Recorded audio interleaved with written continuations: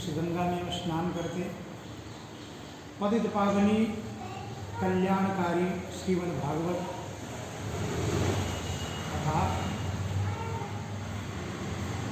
इस कथा का अंतिम दिन हमने कथा श्रवण की थी। सुदामा महाराज कैसे थे, उसके आगे की कथा है। सूर्य ग्रहण का पर्व आता है और सभी लोग इकट्ठा होते हैं। नंद, यशोदा, गोपी सभी लोग आकर के जो है यहाँ पर यज्ञ कराते हैं। भगवान में मिलते, सुखदेव जी वर्णन करते हैं, जब सब पूरा परिवार मिला तो बड़े आनंद का वातावरण निर्माण हुआ। अथैकदा द्वारवत्यां वसतो रामकृष्णयोः सूर्योपराग सुमहासीन आसीत् कल्पक्षये यथाः। सूर्य ग्रहण का ऐसा पर्वकाल था जिसमें समंत पंचक तीर्थ कुरुक्षेत्र में समाये थे, जहां शस्त्रधारियों में परशुराम जी सारी पृथ्वी को क्षत्रियों से विहीन करके राजाओं की रुधिर धारा से 5 बड़े बड़े कुंड बना दिए थे। और वो जैसे कोई सर्वसाधारण मनुष्य पाप के निमित्त प्रायश्चित करता है, वैसे ही सर्वशक्तिमान परशुराम जी ने अपने साथ कर्म का कुछ संबंध ना होने पर भी लोक मर्यादा की रक्षा के लिए वहीं पर जो है यज्ञ किए थे, जहाँ पर ये भगवान सारे द्वारिका वासियों को लेकर के जाते हैं। उधर से मथुरा, वृंदावन इत्यादि से सारे ग्वाल बाल आते हैं और भगवान का अंतिम मिलन वहाँ होता है, जहाँ पर माता पिता के द्वारा अनेक प्रकार के भगवान ने यज्ञ कराए हैं। और यज्ञ के बाद देवकी माता कृष्ण को देखकर बड़ी खुश हुई और अपने पुत्रों की जो मृतक पुत्र थे उनको देखने की इच्छा प्रकट की। भगवान कृष्ण जो है उनके मृतक पुत्रों को ला करके उनको देते हैं। पुत्र सुख आनंद हुआ। बाद में सभी ने प्रसाद ग्रहण किया। इसके आगे की कथा है कि अर्जुन और सुभद्रा का विवाह। अर्जुन यानी शरण, सु यानी सुंदर, भद्र यानी कल्याण। जो सुंदर कल्याण है ऐसे इनकी विवाह की कथा है। बलराम जी अपने शिष्य दुर्योधन के साथ हाँ बोल के आए थे। भगवान कृष्ण अपनी बहन का विवाह अर्जुन के साथ चाहते थे और अर्जुन के साथ अंतिम में सारी विवाह कैसे होगा ये सारी रणनीति बना करके, और सुभद्रा अर्जुन जो है साधु के वेश में रह जाते। अर्जुन को सब मालूम है कि कौन मेरे मामा के बेटे, कौन क्या काम करते हैं। कृष्ण भगवान ने द्वारिका में हवा फैला दी कि जो है ना इतने सिद्ध पुरुष आए हैं, ये सब कुछ जानते हैं। और उसी हवा में बलराम जी पहुंच जाते हैं और भगवान कृष्ण जो है ना सुभद्रा के सामने प्रतिदिन अर्जुन की बड़ी बड़ाई करते थे कि जो धनुर्धर वो है। इसके कारण सुभद्रा के हृदय में अर्जुन के प्रति प्रेम जागा और दुर्योधन इत्यादि की जो है उन्हें निंदा की, इसलिए उनके लिए उनका जो है तिरस्कार जागृत हुआ। कृष्ण की कृपा के अनुसार सुभद्रा का विवाह अर्जुन के साथ होता है। आगे फिर वेद की स्तुति है, वेदों ने स्तुति की है।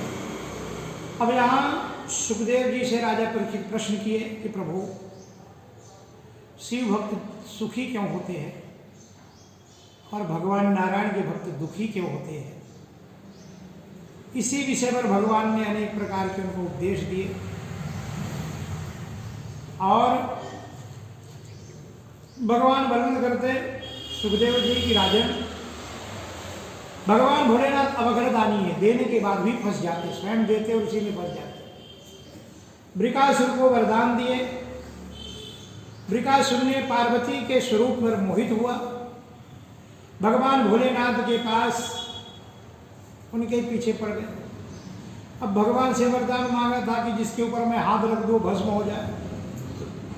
अब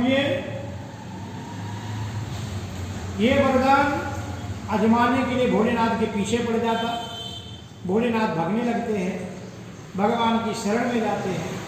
भगवान नारायण प्रकट होते हैं और उनको जो कहना उल्टा सीधा सब जो है वर्णन करते कि ये जो भोलेनाथ है ये तो जो है इनका दिया हुआ वरदान कभी फलीभूत नहीं होता। बोले क्यों?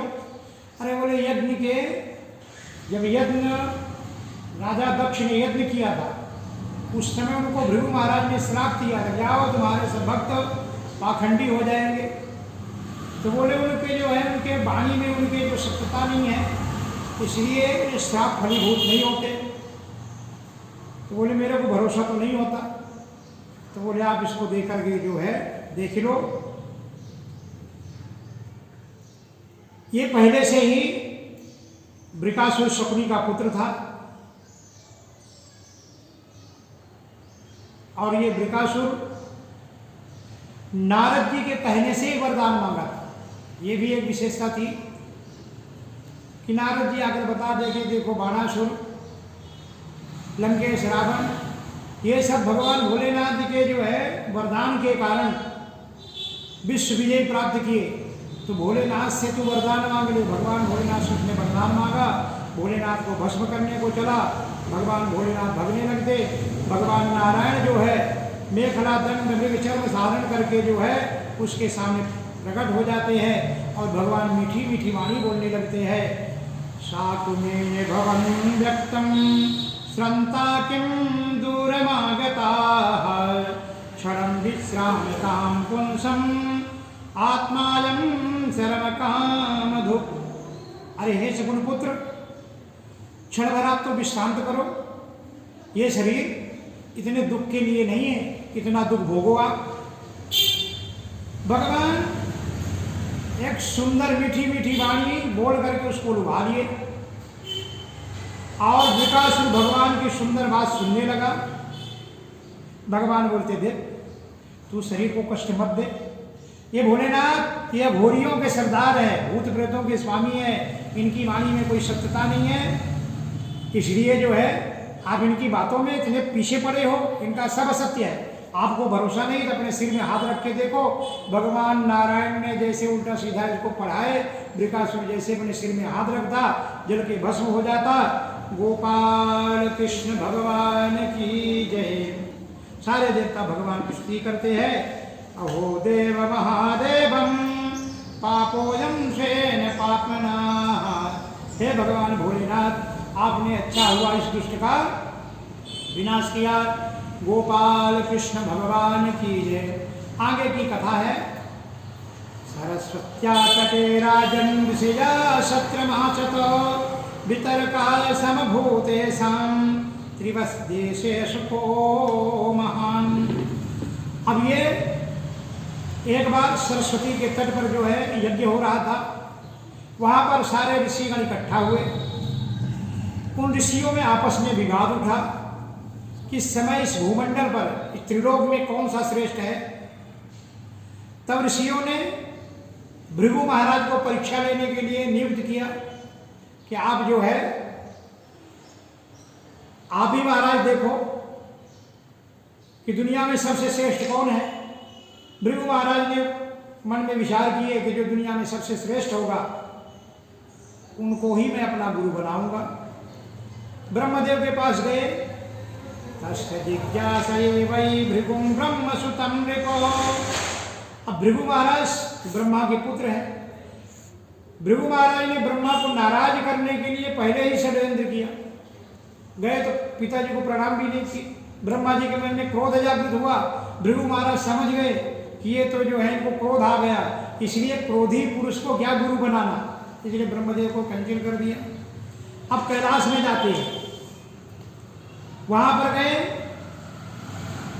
ततः कैलास ततः सह कैलासमगतं संतं देवो महेश्वराः परिलब्धुं समारेभे उत्थाय भ्रातरं मुदा। जब ये कैलाश में गए तो भगवान भोलेनाथ ने विचार किया कि हमारे भाई है ना भोलेनाथ, बड़े जोर से हाथ पसार करके उनको गले मिलने को लगना चाहा। भृगु महाराज ने जोर से बोले, रे अघोरी, सांपों को पहनने वाला, मृगंबर धारण करने वाला, चिता भस्मा चिता की भस्म लगाने वाला, दूर रह अभी मेरे को छूना नहीं। ऐसा करके भृगु महाराज ने परित्याग कर दिया और हमेशा तुम शूलमद्यम्यतमहंतुम मरे भेदिमलोचनाः, आप वेद की मर्यादा को उल्लंघन करने वाले हैं। शिव जी को इस प्रकार से बोलकर शिव जी को जो परित्याग कर दिए, इसके बाद भगवान नारायण के पास जाते हैं। भगवान नारायण जो अंदर लक्ष्मी के पास क्षीर सागर में थे, भृगु महाराज की आवाज सुनी। भृगु महाराज ने जब कुछ समय लग गया भगवान को आने में, तो भृगु महाराज जैसे ही भगवान नारायण आए उठा करके लात मार दिया, उनकी छाती में लगता है। माँ लक्ष्मी को बड़ा क्रोध आया, श्राप देती है, लेकिन भृगु महाराज तपस्वी थे, उनको बोल दिए कि जहाँ मैं बोलूँगा वहाँ आपको निवास करना पड़ेगा। इस प्रकार से आगे भृगु महाराज की फिर जो है आगे कथा नौ योगेश्वरी की कथा आती है, नवनिमियों की। फिर देवता लोग भगवान के पास आते हैं, प्रभु आपके आने का लीला स्मरण का समय हो गया। भगवान अपने ही वंशों को श्रापित दुर्वासा के द्वारा सारे यादव वंश को श्राप दिलाते हैं और भगवान के पुत्र रुद्र शाम इत्यादि जो है बच्चे खेल रहे थे, उसी जो है तकिया पेट में लगा करके बच्चे खेल रहे थे, दुर्वासा ऋषि निकल रहे थे। और बच्चे ने जो है टिंगल मजाक में जाकर बोलते हैं, ऋषिवर इसी स्त्री के गर्भ में क्या है। दुर्वासा ऋषि ने विचार किए कि हो सकता है कोई दुखी होगी। उनने जब ध्यान लगा के देखते तो बताते हैं कि ये जो है ना, इसमें तो उनको तकिया दिखाई दी, उसी दिखाई दी, उनको बड़ा क्रोध आया। उन्होंने श्राप दिया, जाओ इसमें कुल का तुम्हारे विनाश है, कुल का इसमें तुम्हारे कुल का विनाश इसके अंदर लिखा हुआ है। अब वो जो तकिया थी वो मूसल हो गई, बच्चे डर गए, आकर घर में बताते हैं। भगवान यादव वंश के जो बुजुर्ग लोग थे वो बोलते भाई ये रात में मूसल उठेगा, सर में लगेगा, मर जाएंगे, काट के इसको फेंक दो। लोग टुकड़े टुकड़े कर दिए। उसमें भी कुछ और बुद्धिमान बोलने लगे कि भाई ये टुकड़े उठेंगे सबके माथे में लगेंगे। कोई लोग इसको पीस डाल आटा कर दिए, बोले फेंक दो नदी में। चूरा भोगा बना करके जो है नदी में फेंक दिए। अब वही सूर्य ग्रहण का जब समय आया, सारे यादव वंशी जो है सूर्य ग्रहण स्नान करने को जाते हैं और सब दारू लेके जाते हैं, और वहाँ वो लबाड़े के रूप में जो वो मुसड़ चूर बना था वो लबाड़े के रूप में, गोल के रूप में उत्पन्न होता है। ये आपस में जो है दारू पीते हैं, एक दूसरे को गाली देते हैं और सब एक दूसरे मार के जो है एक दूसरे को ही गोंद उठा करके कोई लबाड़ा उठा मार के सब जो है सबकी मृत्यु होती है। भगवान ने अपने वंश का भी विनाश किया। इधर कौरव का जो महाभारत करा कर कौरव पांडवों का विनाश हुआ। जरासंध शिशुपाल दंत वक्र इनकी जो है इनका सबका विनाश भगवान कराते हैं, यादव वंश का विनाश कराते हैं। और अंतिम में भगवान प्रभास क्षेत्र पर जो है जो त्रेता युग में जो जरा नाम का जो बहेलिया था, बाली जो है त्रेता युग का बाली इस द्वापर में जरा नाम का बहेलिया बनता है। भगवान प्रभास क्षेत्र को अपना पैर चढ़ाकर बैठते हैं, उसको मृग दिखाई देता, बाण मारता है, तब आवाज़ आती है, वो दौड़ कर आता देखता है भगवान को। भगवान बोलते हैं कि बस मेरे लीला का स्मरण का टाइम हो गया। मैंने आपको त्रेता युग में वृक्ष के ओट से छिप कर मारा था। आपने प्रश्न किया था कि कारण कमलनाथ महिमारा, मैं बैरी सुग्रीव पियारा, आप क्या कारण मेरे को मारे थे। तो ये तो दुनिया का नियम है, ये था माम प्रबद्धन्ते ता स्वयं भजाम्यहम्, मैंने छिप करके मारा था, इसी बाण से मारा था। अब मेरा तो लीला स्मरण का टाइम आया, वही बाण दुनिया न बोले भगवान वैसा ही वापस करते हैं। स्वयं भगवान होके भी उस जरा नाम के बहेलिया का बाण खाते हैं। उसी समय शेषावतार भगवान बलराम जी भूप प्रवर मार्ग से अपने सुधाम को चले जाते हैं। भगवान उस समय दारू को आदेश देते हैं कि जाओ आज के 7वें दिन सूर्य जो है ना समुद्र अपनी मर्यादा छोड़ेगा और सारी द्वारिका डूब जाएगी।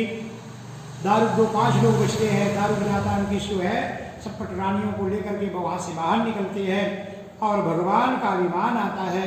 भगवान सबके देखते देखते उस विमान पर विराजमान होकर भगवान सुधाम को चले जाते हैं। गोपाल कृष्ण भगवान की जय।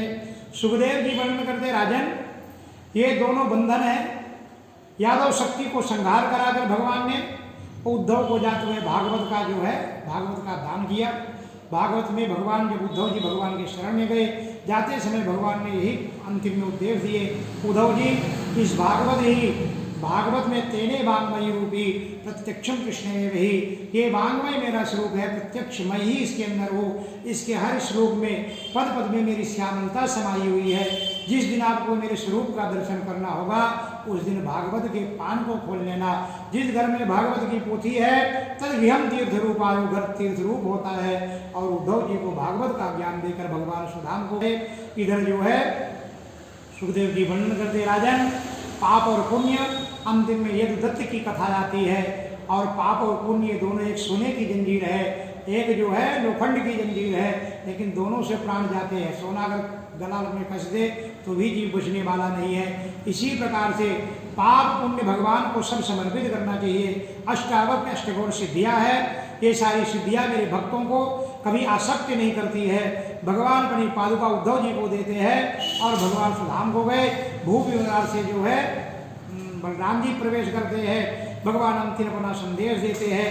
उसमें 12वें स्कंद में आगे की कथा 12वें स्कंद में जो है भगवान के 12 अंगों का दर्शन होता है। जो जैसे शरीर पैदा होता है उसी प्रकार से मरता है।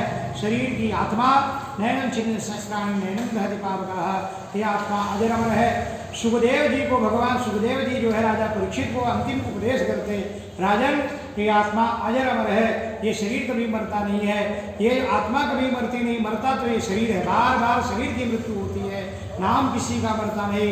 अगर नाम मर जाए तो भगवान का नाम कौन लेगा? अगर नाम मर जाए तो हम अपने माता पिता का श्राद्ध कैसे करेंगे? ये आत्मा अजर अमर है, उसका नाम अमर है। इस प्रकार से अंतिम समय उपदेश देते हैं कि आगम्य वासन, जीव जो है वासना से बनता है और जीव को निर्भय होकर घर द्वार संता पर त्याग करके जो है भगवान पर ध्यान करना चाहिए। इसी से जीव की मुक्ति होती है।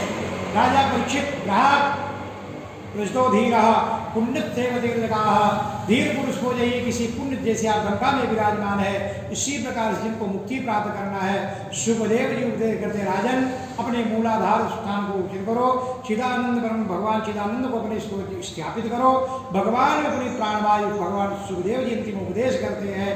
राजा परीक्षित से विदा लेते सुखदेव जी अपना दंड कमंड अपना आसन लेकर सुखदेव जी वहाँ से चले जाते हैं। राजा परीक्षित तक्षक के आगे डसे, उसके पहले ही राजा परीक्षित ध्यान लगाकर भगवान के तस्कित हो गए। इधर जो है परीक्षित के पुत्र जन्मेजय ने सारे प्रकार से पृथ्वी को घेर लिया, कोई एक भी जीव अंदर प्रवेश न करने पाए। और उस समय कश्यप नाम के जो है ब्राह्मण थे, उनने जो उनको मालूम पड़ा कि आज तक्षक नाग डसने वाला है और तक्षक नाग जो है सर्प बन के जाता है, रास्ते में उनकी मुलाकात होती, उनने प्रश्न किए कहाँ जा रहे, बोले जो है मैं विधि का विधान है राजा परीक्षित का ध्वंस करूँगा फिर डसूंगा। उनने बोले नहीं आप डसोगे मैं उनको जीवित कर दूंगा। बोले ऐसा नहीं हो सकता। उसने फुंकार मारा एक वृक्ष पर, उसने काश्यप नाम के जो है ब्राह्मण ने उस अपने मंत्र शक्ति के द्वारा उस वृक्ष को गिर हरा भरा कर दिए। फिर मन नाम तम तक्षक नाग ने उनसे प्रार्थना की, आप धन के लिए ऐसा कर रहे हैं, इसलिए मेरे पास मणि, मैं आपको मणि देता हूँ और ऐसा मत करो, आप के विधान को जो है विनष्ट मत करो। ब्राह्मण की बात सुनकर वहाँ वापिस जाता है, वापिस फिर से जो है ब्राह्मण अपने मार्ग को चला जाता है। और ये तक्षक नाग ने विचार किया हम प्रवेश नहीं कर सकेंगे, सिर्फ ब्राह्मण ही अंदर जो प्रवेश कर सकते थे। तक्षक नाग छोटे से कीड़ा बन करके फूल में जाकर समाहित हुआ और ब्राह्मण जैसे थाली लेके गए, अंदर रखे वो कीड़ा बाहर गिरता है, नाग बन करके जाकर जैसे पुष्कार मारता है, पुष्कार मारने के ही पहले राजा परीक्षित अपने आप को ब्रह्म में लीन कर चुके थे। गोपाल कृष्ण भगवान की जय। आगे फिर प्रलय की कथा है। इस प्रकार से भगवान की भागवत की कथा पूर्ण हुई। भागवत में कोई छोटा नहीं कोई बड़ा नहीं, भगवान में सब श्रेष्ठ होते हैं। श्रोता हमेशा बड़े होते हैं, वक्ता हमेशा दान लेने से दान देने वाला बड़ा होता है। कथा सुनने से सुनाने वाला हमारी भौतिक दृष्टि में वक्ता बहुत बड़ा होता है। व्यासाय विष्णु रूपायो, भगवान व्यास ही भगवान का रूप है, लेकिन भक्तों की महिमा उतनी ही है जितना व्यास की है। इसलिए जैसे हो सका हमने पूर्ण भागवत की कथा आपको सब श्रोताओं को जैसे हुआ, जितनी भगवान की इच्छा हुई, नारायण की कृपा हुई और भगवान मेरे को भगवान जितनी बुद्धि दिया उस अनुसार मैंने इस कथा का साधन किया। अंतिम में हम सब मिलकर जो है भगवान के 4 श्लोकों का जो है नाम लेंगे, जिन श्लोकों के गायन करने मात्र से 18,000 श्लोकों का फल प्राप्त होता है।